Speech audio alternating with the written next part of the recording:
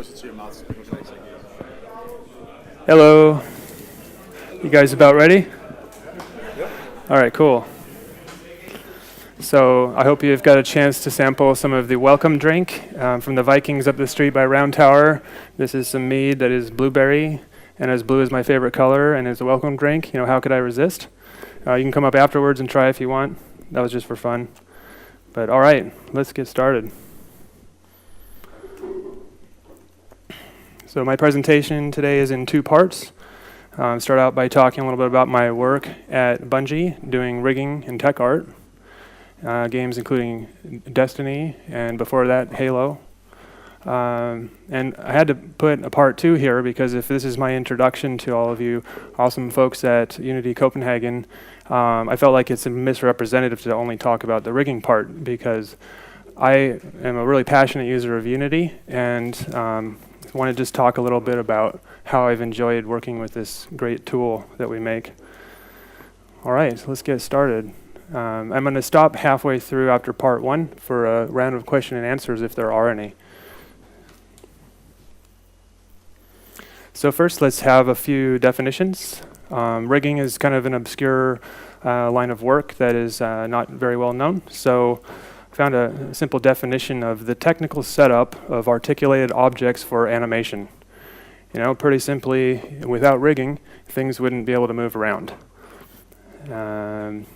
Interestingly enough, looking up the definition last night, there's a lot of hits on sailing, you know, doing the ropes and things like that, and the term originates in Scandinavia. I was happy to find out. So, tech art is a little bit more of a nuanced definition, and it means a lot of different things to different people. As we practiced it at Bungie, we did some really awesome things, and we were pretty passionate about coming to tech art from a position of support. We are there to help people, and we're in the trenches solving hard problems, which goes nicely with my new job here at Unity. You know, this is often some of the dirty work that's not too glamorous, but really good tech artists learn that this is the place where some of the best opportunities are for learning. And you know, you kind of get addicted to that. You learn so much by getting deep into these systems, figuring out how they work, helping people solve the problems. So yeah, this is what makes it awesome. We support artists by having a deep understanding of their workflows. And through that, we can help envision new ways of making the workflows that are more efficient. And we do tools development to help empower that. We support engineers by ushering in new features and helping them test as the engineers are building them and creating artwork and making it beautiful. And when this is done well, it's this really awesome thing happens, and we can bring people together, and these silos of production kind of dissolve into a big, awesome team. So that's it's really fun to work in that regard, make a lot of friends. And at Bungie, we considered rigging to be part of tech art. It's not necessarily always true. I think there's a lot of different ways people will approach it, depending on the production. This is probably more common in game development, I think, than other areas. All right, so I've really enjoyed it, and here let's talk a little bit about how we applied that. I applied that working in Bungie. So to dive in a little bit deeper, I have one of these. Yes. Blueberry. So to talk a little bit more about rigging, I see it as breaking down into these couple of major categories. Deformations is where we will change the shape of the 3D model. And here's a picture of a skeleton with skin weighting. And you can see the painting the weights has a gradient fall off that tells it how to move based on the underlying skeleton. And a skeleton's not the only way we can make this move. There's a whole bunch of different kinds of deformations. It's an exciting field of new development in game engines. And this is the area that's really closely related to graphics engineering, Natasha's org, and all that cool stuff. Control rigs is the part that interfaces with animators. So the rigging team will make this thing called the control rig, which is a more efficient way of moving around those things that do the deformations, so that they can more easily and quickly get great looking poses and animations. And to break it down further, here's kind of what my worldview is of all the different subcategories of rigging. I don't want to go into too much detail here, but there's a pretty exciting area on the control rig side where I want to just briefly mention that when we can build nice modular rig components, that serves both authoring and playback if we do it right. So there's this really cool overlap over on the right-hand side of people who are creating the content and the systems that are actually running it. For example, AI, gameplay code, player control, stuff like that. And simulations is pretty much what it sounds like, procedural motion. Included that there because that could be considered part of rigging as well. All right, I'm going to tab out of the presentation real brief and show a little video. I'm going to pause it partway through and kind of talk a little bit about what's happening.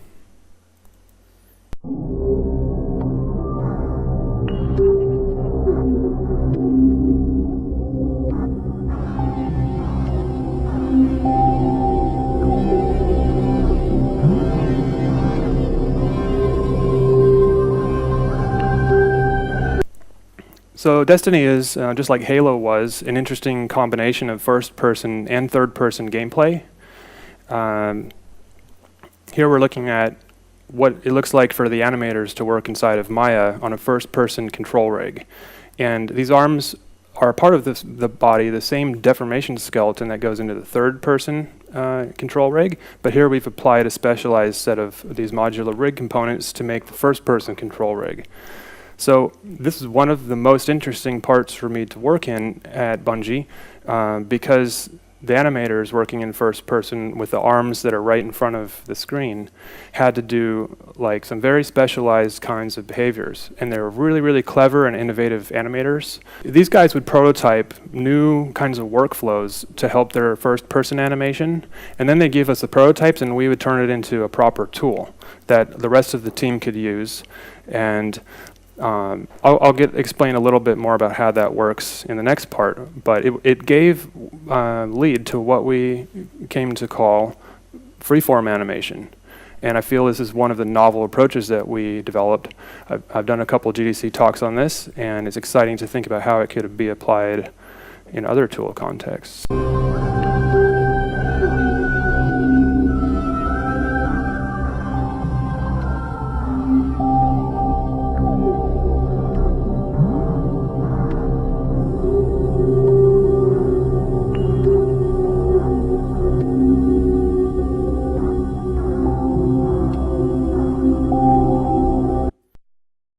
All right, so here we're looking at the environment where the animators mostly work in third person. So you have a player control rig. There's a Titan wearing DLC 1 era Destiny 1 gear, if anyone recognized that, in the dark below. The tools on the left side are what we call the rig toolbar. And so my team of rigging tech artists built this in collaboration with the animators.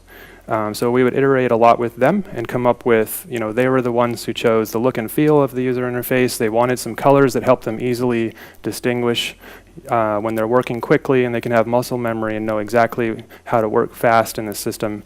So it's this cool collaboration where, we built it, they used it, and we together kept adding to it over production and putting all these cool tools inside of here.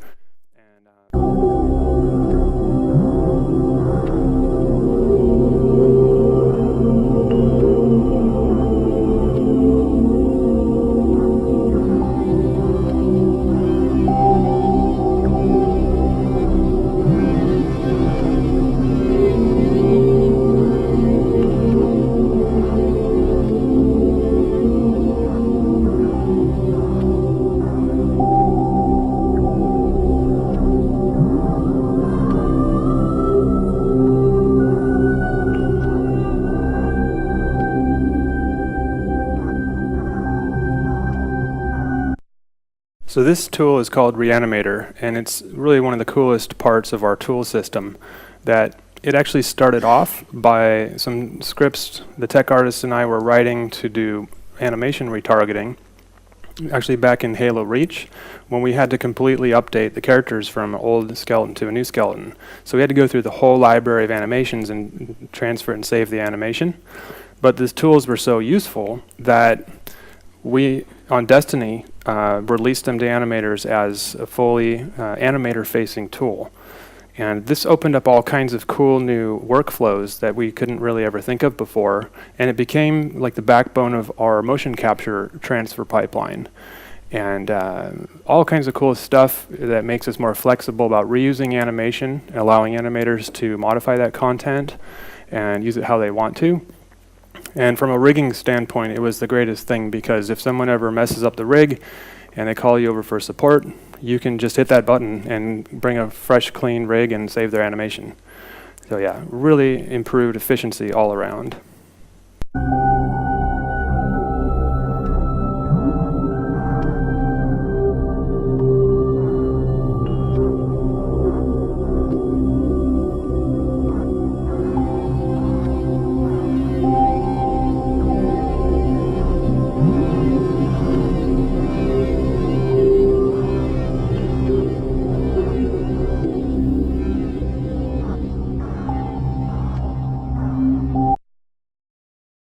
So this next section will show how the control rig is assembled out of these modular pieces. So the arms, legs, head, all the different parts are kind of like modular Lego pieces, and that what allows us to have the same pieces work on a totally different character with different proportions, different skeletal names and orientations, but it shares all the same great functionality with that rig toolbar. So even anyone working on something like a prop or a weapon or a camera even can share all these great animation conveniences.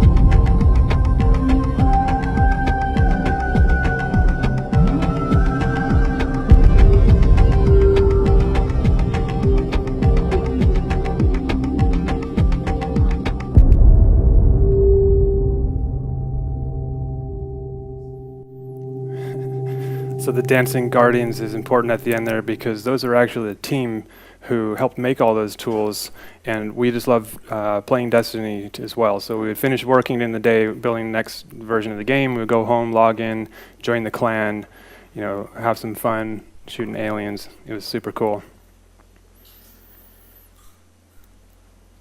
All right, back to here.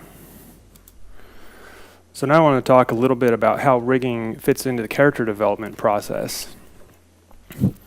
So this is actually the work that's needed to build a 3D animated character.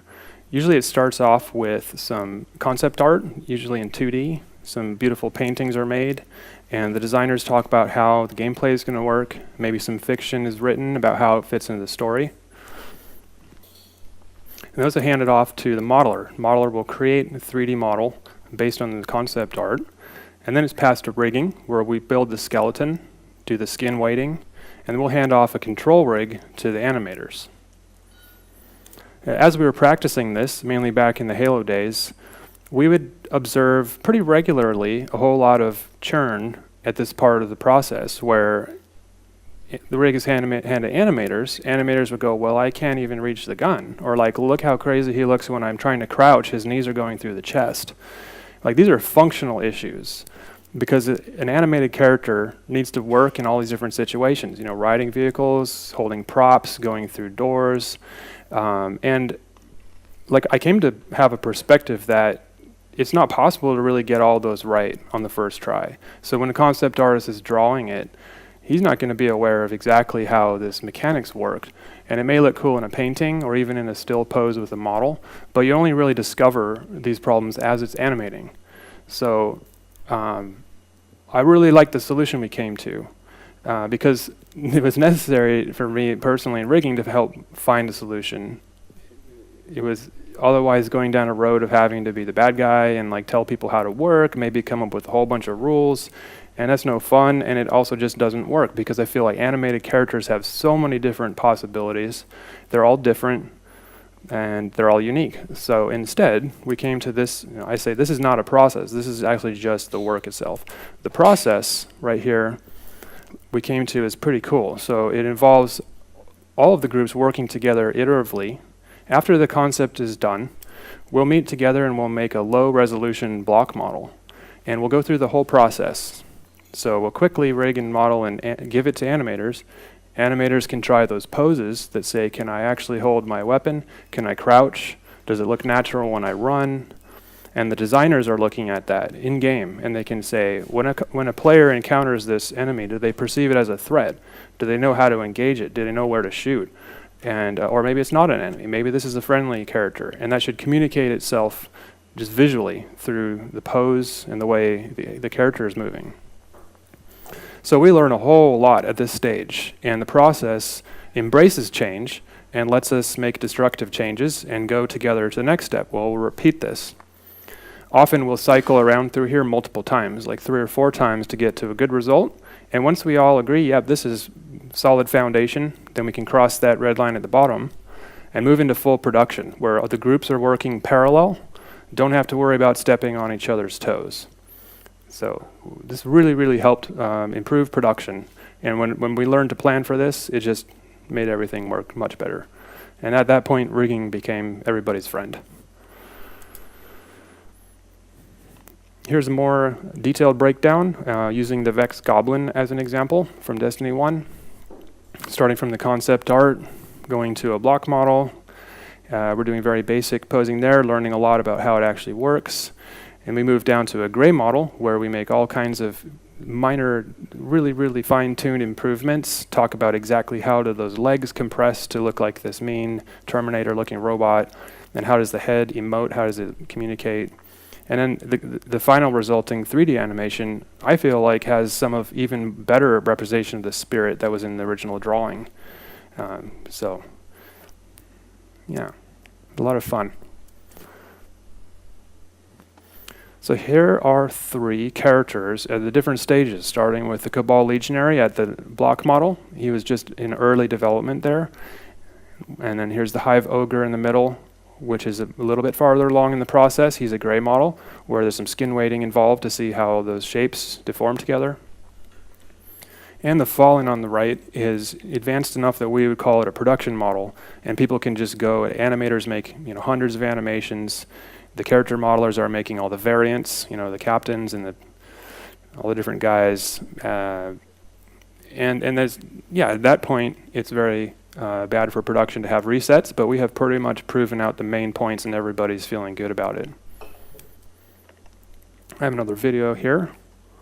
So this video was made for one of our team meetings early in Destiny 1 production.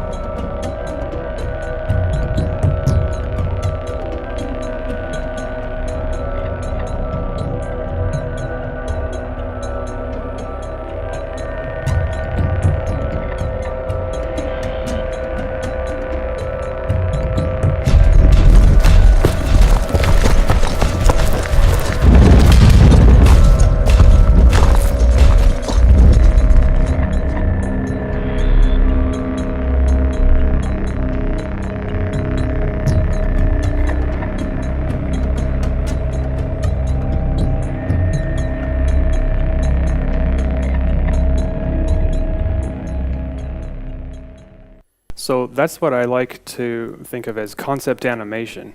You know, you heard of concept art where they're drawing in 2D, but I feel it's important as well to just explore what can be done in animation. And as the skeleton would change, we would use the reanimator tools to bring the motion forward onto the new control rig. So we had a very minimal amount of lost work because of that.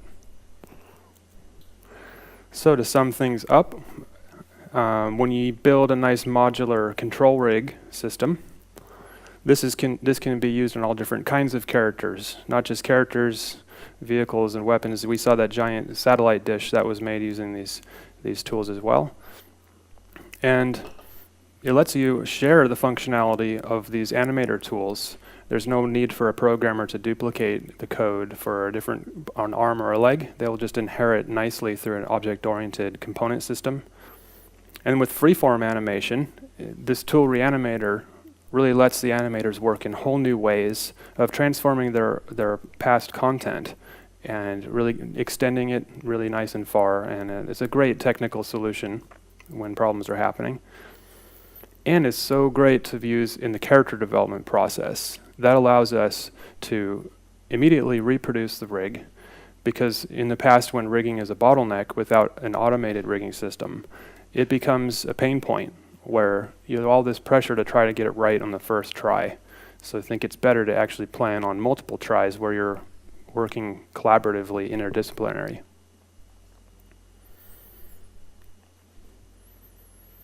Okay, that's the end of part 1. We can take a brief break for Q&A if there's any questions. Anybody? That's fine. If not, we can chat later too. Feel free to call it out if you think of any questions.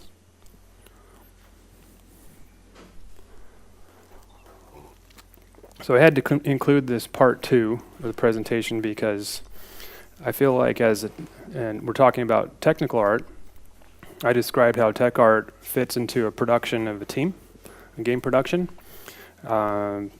There's another form of tech art where I think someone's being an artist and just getting real technical and having a lot of fun programming and creating art. So probably back around 2008, I think, I found Unity, and it was just such a fun thing to do as a break from work, where I was in a very specialized role, you know, making all the necessary compromises for a team to do what's right for a game, which was awesome, you know, getting to work in that. But it was very freeing and creatively satisfying to just, you know, let her rip inside of an interactive editor like we have in Unity. So that's what I would do when I came home from work. And I went in a completely different direction. You know, at first I did the thing that probably most people do. Think about making an indie game studio, prototype about 12 different games and have a ton of fun. But I realized that the thing I loved about that was the fun of prototyping. And shipping a game is full of a whole bunch of pain that, you know, while there's good rewards if you do it well, I was much more just having fun because I got a day job, you know. So I went in this crazy direction and was like able to do stuff like this thing I called the Hydra, where I would combine a bunch of joysticks and MIDI gear, racing steering wheels, like whatever I could find and hook up into Unity. Like I was the guy on the forums complaining that the limit is too small of joystick inputs because I need more than 8. And it was so fun. So I collaborated with my buddy Joseph, who goes by the name Velatron, and we made a band called Velatron Heavy Industries, and we released an album. The concept was based on a giant robot who is music driven. So Joseph would work in Ableton Live and send OSC messages. I would receive them in Unity and do animation based on that. So we had this concept of a giant robot from the year 3 billion. And so we made this album and did a live performance on the Hydra. It was so sweet. And look at how much we love Unity. We have a song called Time.Delta Time. So Joseph's awesome. He's really into like machine learning and computer vision and does a lot of Unity scientific visualization, stuff like that. But after that show, I found it's just so much fun to keep exploring this crazy territory I'd found of abstract artwork. And when happy accidents would happen inside of the editor, where maybe something happened that wasn't exactly supposed to, but it kind of looked different and crazy, I would build my code to be able to reproduce those glitches and turn it into artwork. So I just kept going with this and building kind of this framework of weird hacks to connect to my joysticks and hitting the screenshot button like crazy. So I don't even know exactly how a lot of these were made. It was like everything at once, you know? And so I kind of went way deep into there and found like this is what I love doing. And Unity became my canvas and my paintbrush. And I would just, you know, dive in deep and make these crazy things like I call it the glitch sunset. That's one of my favorite old pieces. But it was a lot of work to maintain the Hydra with all the like 500 pounds of, you know, Goodwill scored joysticks. So then I found the leap motion, and this thing is so nice and light. It's a hand gesture detector, and you could just throw it in your backpack and ride your bike away. And it allows you to do amazing things like pick up virtual Easter eggs. That was one of my first experiments. And I turned it into a way to explore this abstract art that I had been exploring, and started making these cool designs, and ended up finding a bunch of places in Seattle where I could show it off at art galleries and do some performances. And in 2016, I was invited to do this event called Lucio, where there I'm working the leap motion in front of this crowd. There were like thousands of people there. And after I was done, I let the audience come and play. So they were creating these shapes using the leap motion. And that's what it looks like on the projector screen. It was super fun. And people who put on the show asked me to teach a workshop about how I made that. So I just loved it, going and telling people how easy and fun it is to use Unity. It's a free download, grab it right here, get some C# and go have some fun. And so yeah, I mean, I was like this volunteer evangelist back in the day. Actually, just that was last year. But so this is one of my favorite pieces I made. I started having fun making these mandala designs. I wrote some code to just create a simple radial symmetry. And then these are using the leap motion controller and a joystick for color picking. And just put them together into this sort of like chakras mandala image.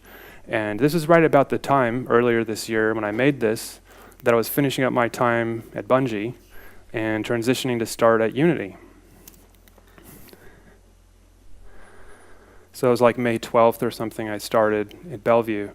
And it was so awesome starting to work here to find out these philosophies of how we run the company, because it's sort of like, I feel like it's, you know, if you have a celebrity crush and you meet the person in real life and they're actually cool, which doesn't always happen, but this company is amazing. And like the way we do all these things, it's not just words. I feel like these are the philosophies that'll make it work. You know, I understand there's a lot of challenges. We're a big company, we have millions of users, but I really believe that these are some of the solutions that are going to find the best way of doing things. So I love working here. And, you know, transitioned to Copenhagen about a month after I started. Copenhagen is just as amazing, even more awesome than I thought it would be. It's so beautiful. And so, yeah, my adventure continues. I met some people at Rococo, and my friend Sophie and I are going to do a TEDx event next Saturday. So it's over in Aarhus. If people feel like joining, tickets might be still on sale through that link. I can put it on the local Slack channel. We're using these Rococo mocap suits and doing some abstract art on screen. It's also going to be driven by live music. We might get a little bit of Velotron in there. My friend Joseph's going to possibly be in town. So yeah, and that's all I have. Thank you very much. Come get some blueberry mead.